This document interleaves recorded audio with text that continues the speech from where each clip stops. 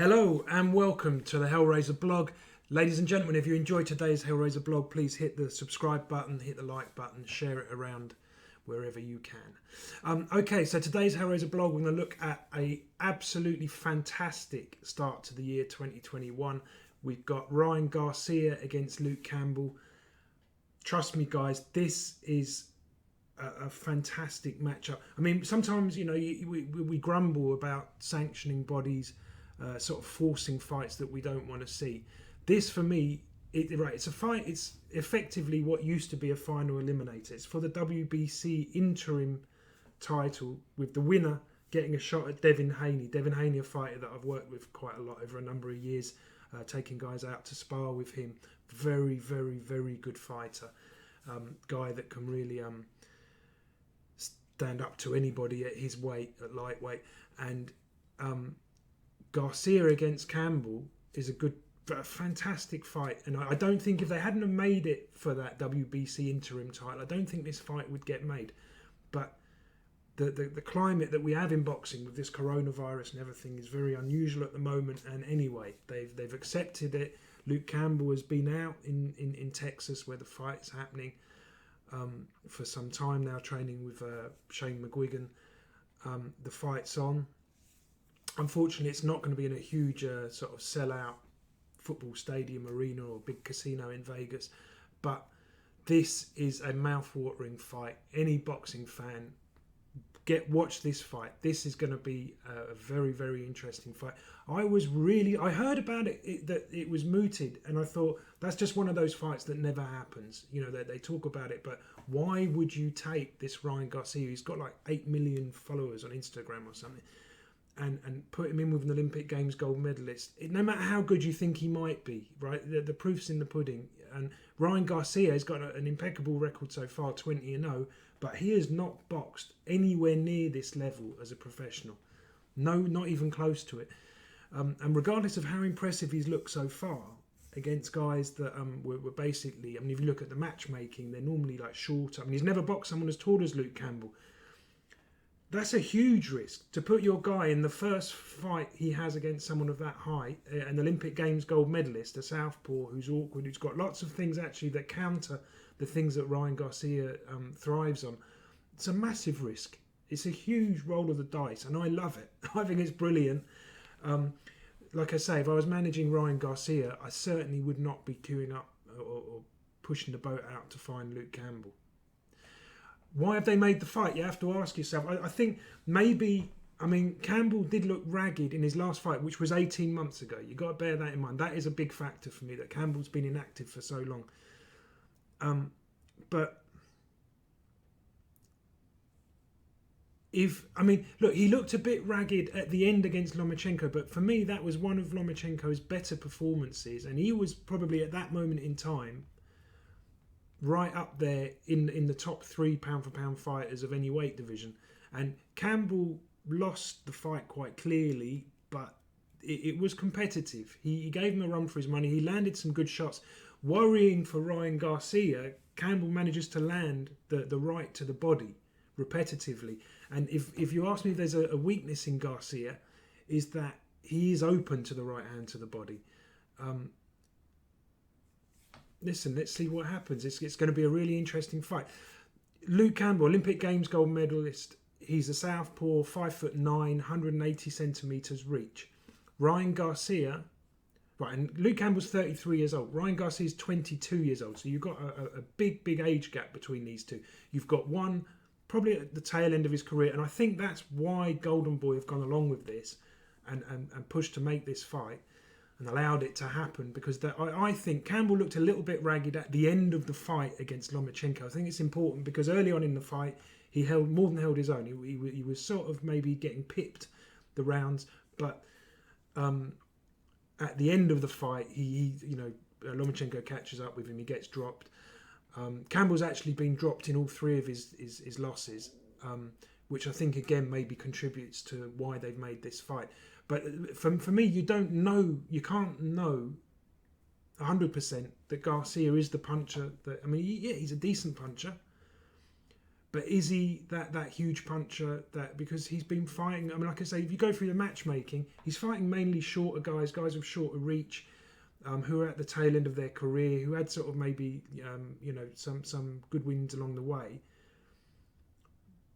Jason Villa, guys that are Jason Villas, who's like a almost semi-retired former world title challenger. These are the sort of guys you want to pick out, and I think they've picked out Luke Campbell because they're thinking Olympic Games gold medalist. They're thinking he's boxed, 3 times for a world title. He's fallen. He's been beaten 3 times and he's boxed for a world title and he's fallen short. And certainly at the end of the fight with Lomachenko, he looked a bit ragged. Plus, then he's had 18 months out. Maybe now it's the time to push the boat out with Ryan Garcia. And if Ryan Garcia is this phenomenal fighter that he's being marketed as, then okay, it's a very clever move and one that will work very well and springboard him into a fight with Devin Haney. I don't think Devin Haney would be queuing up for that fight this early. But then again, I've seen lots of media where he's saying, I want to fight Ryan Garcia. So we'll see. Anyway, look, first Ryan Garcia needs to get past Luke Campbell. Ryan Garcia, 22, orthodox, 5'10", 178 centimetre reach. The fact that he's never in a pro ring boxed someone taller with a longer reach, and now not only is he stepping up massively, it's a huge... Right, unless there's something about Campbell that we don't know. Right, unless he suffered some injury and he's basically going to put in a token effort. But I've met Luke Campbell. I mean, I'm a huge fan of Luke Campbell. I think he's a brilliant boxer. I think his boxing IQ is fantastic. His vision, the way he talks about boxing, he has a deep understanding of what's going on in there. He's not just like a robot or a guy who goes in and does certain things very well and because of that keeps winning. He's a guy who digests, and his boxing IQ is fantastic.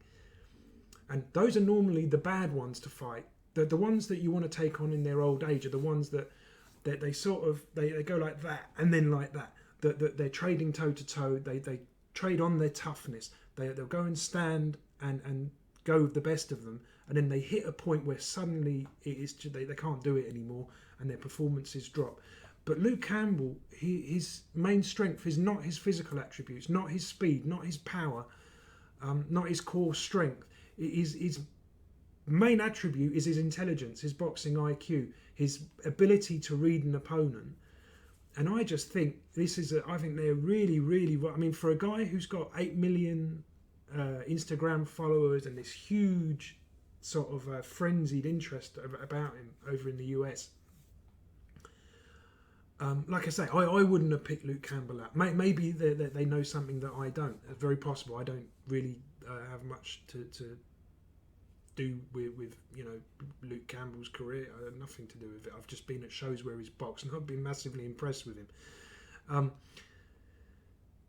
Okay, so I mean, Ryan Garcia, his strong points that we've seen so far, and again, I have to point this out, that watching him, I mean, he has got lightning fast hands. He's got a fantastic left hook. He throws his best left hook. He sort of spins around. I think in the US they call it like a check leg left hook, which is when you sort of spin round and throw the left hook from outside the front hand, and it can be used to counter. The problem here, look, you've got 2 counter punchers facing each other, one of which has won an Olympic Games gold medalist. So I'm not going to say Ryan Garcia is a better counter puncher than Luke Campbell. I also think, look, Luke Campbell's a southpaw. So Luke Campbell knows all about people trying to get their front hand round the outside of his, that check left hook, that big left hook that can turn the fight around. He knows how to deal with that, 100%. He knows how to keep his hand outside of the orthodox boxer's left hand. And I think he's more tricky and cleverer than what I've seen from Ryan Garcia so far. And I won't be surprised if he dictates the range and the pace of the fight and uses that experience that he's got at a much higher level. Garcia has certainly not as a pro, got the level of experience and opposition as what Luke Campbell has got. Garcia's unbeaten, and you can see when he talks, he has that confidence, but maybe a touch of naivety as well. I've seen his spats that he's, the things he's saying to his promoter, and I mean, look, obviously I'm on a much lower level than Oscar De La Hoya. and Golden Boy. But I've come across the same thing when I get boxers that start dictating to me, oh, I want to fight this guy, and why can't I want to fight that? And the thing is, if the fight's not commercially viable as a promoter and as someone that works in boxing for a long time, you understand it's just not viable. That fight is not going to get made, no matter how much. But the fighter, I want. They understand what they want. They don't understand how the pieces of the jigsaw puzzle have to fit together to make that. And I sense that sometimes in the way that he's come across, especially with regard to, I think Golden Boy's done a fantastic job with him. Who could be better placed than them? You know, based in California, they have massive reach into the Hispanic community. You could almost say Ryan Garcia is probably on the platform that he is largely because of Golden Boy, not in spite of them, you know, hindering his progress. For me, they've helped him. There's even a point where I thought, well, maybe they're just sick of his attitude, and they're just thinking now, right, in he goes. If he's as good as he thinks he is, then we'll all do well out of it. If he's not, we get rid of the problem. You know, this guy that's sort of maybe running a little bit faster than what we want him to at this point. Campbell, right? Luke Campbell, he has not achieved as a professional the scaling heights that he did as an amateur. He hasn't. That's the truth. He's been beaten 3 times. First defeat came against Yvonne Mendy. Yvonne Mendy, do you know, when I saw that fight made, I had a guy called Sam Rakundo. He got to the quarterfinals in the Olympics, a Ugandan, Swedish-based Ugandan. Managed him throughout his career. Good fighter, also a southpaw. We went and boxed Yvonne Mendy in France at a point where Rakundo was sort of at the end of his career, and we just needed to roll the dice and hope that he could find someone and get a win. We went out there. Yvonne Mendy was a surprise. I knew he was tough. Everyone I spoke to told me he was tough, but the work rate, the intensity, when I seen them made that fight for Luke Campbell, I thought it was a bad idea. Luke Campbell's a guy who's come through the amateur system from the GB squad, and very well, Olympic Games gold medal. What more can you ask for? But he never had those kind of fights that I knew he'd have with Yvonne Mendy. Yvonne Mendy's a guy who thrives on battling away inside, causing loads of causing hell for his opponents inside. He's a nightmare. And for me, Luke Campbell hadn't had the experience that he needed. But then the second fight, Luke Campbell beat him. So Luke Campbell probably learnt from that intensity. But you're not going to get that kind of intensity from Ryan Garcia. Ryan Garcia is more of a punch picker than this sort of constant suffocating pressure, working on you inside, hitting you up the body, around the back of the body, around the back of the head. You know, he's an absolute handful. But very good fighter, not to detract. He's not a sort of bad fighter at all. And Campbell avenged that loss. But you have to say, look, Campbell's been dropped in all 3 of his defeats. Jorge Linares, who actually had a very good fight, and people don't mention this when they mention that fight, but Luke Campbell's dad died about 10 days before the fight and still went ahead with it. Boxing's a very emotional sport. It's a very spiritual sport. And if you're stepping up those wooden steps into the ring with all that in the back, I don't think, I mean, business-wise, it could have been pretty disastrous. But I don't think anyone could have resented or held it against him if he'd have pulled out of that fight. I hate to say, if I was his manager, I would have done everything I could to not have him take the fight with Linares, having gone through what he'd gone through.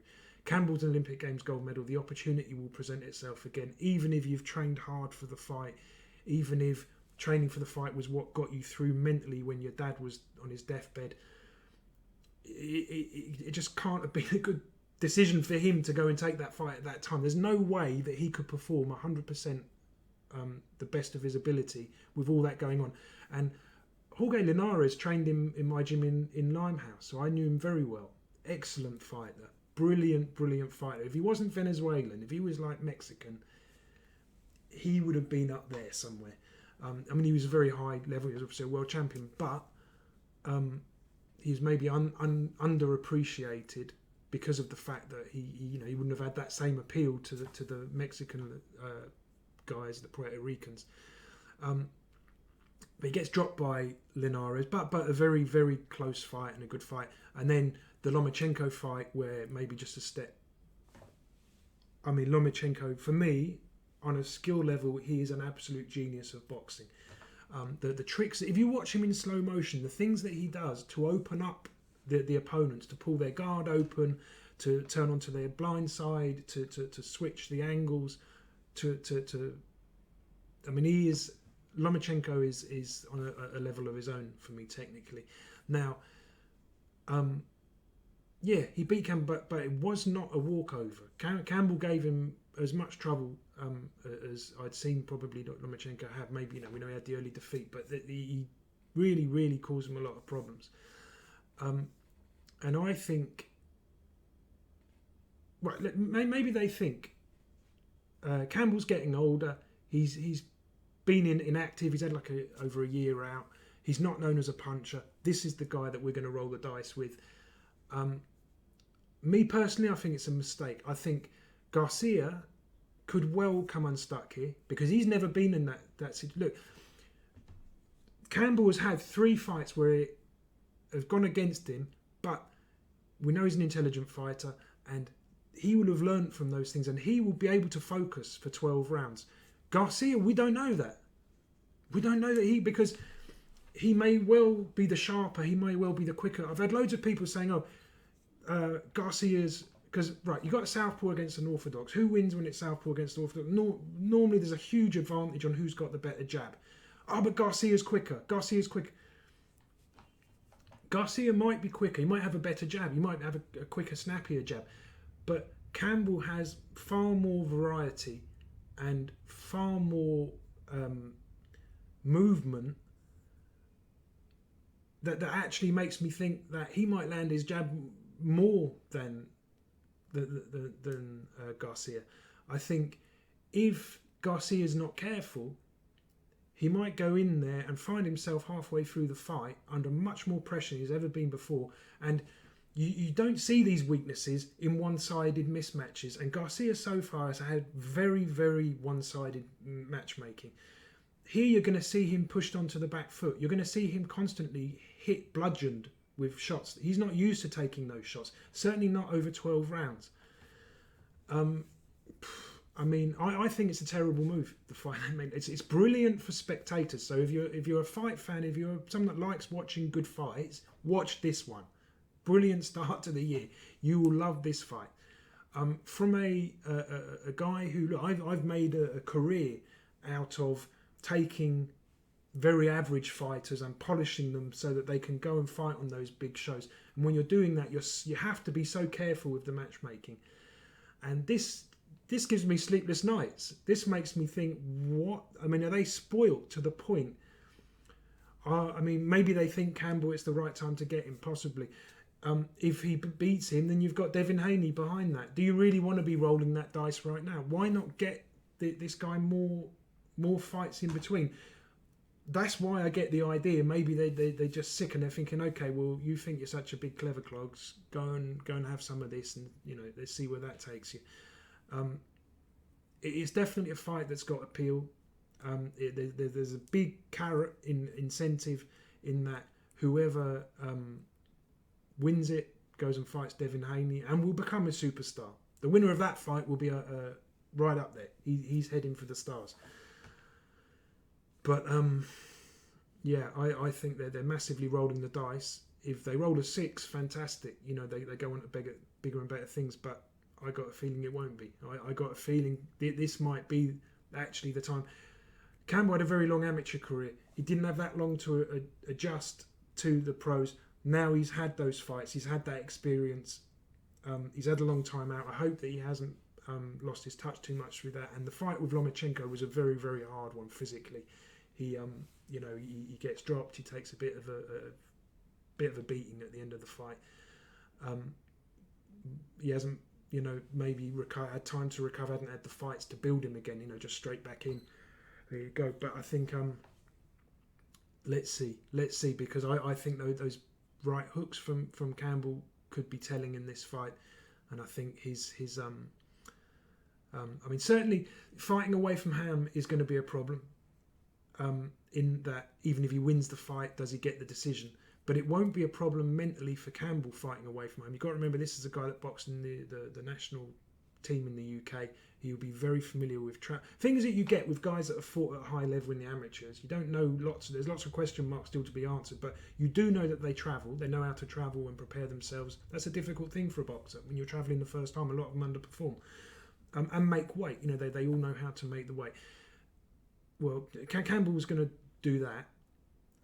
My feeling, it might be too big a chunk to bite off for Ryan Garcia, unless Campbell has got something, you know, not okay, and his effort isn't going to be genuine. But I don't know him that well. When I have spoke to him, he doesn't strike me as that kind of guy. He strikes me as the kind of guy that would take the fight to win. He's going to go there, fight his heart out. He's going to roll the dice. He's going to put it on Ryan Garcia, and we'll see if Ryan Garcia, you know, is the superstar that he's been touted as. Then maybe he blows Luke Campbell away. I can't see it. I'm going to go for Luke Campbell on points. I pray that if he does win it on points, that he gets the decision. We don't see any shenanigans.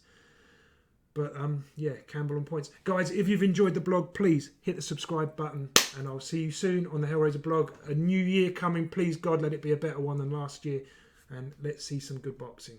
Thanks for watching, guys. See you again soon. Bye-bye.